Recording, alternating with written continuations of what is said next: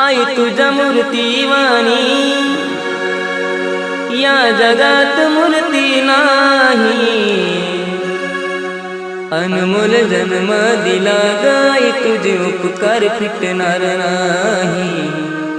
अनमोल जन्म दिला गाई तुझे उपकार फिटणार नाही। बालपणी मी खेळत खेळत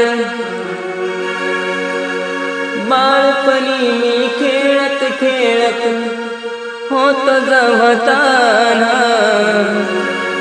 अमृताहुनी गोड पाजलास पान। अमृताहुनी गोड पाजलास पान।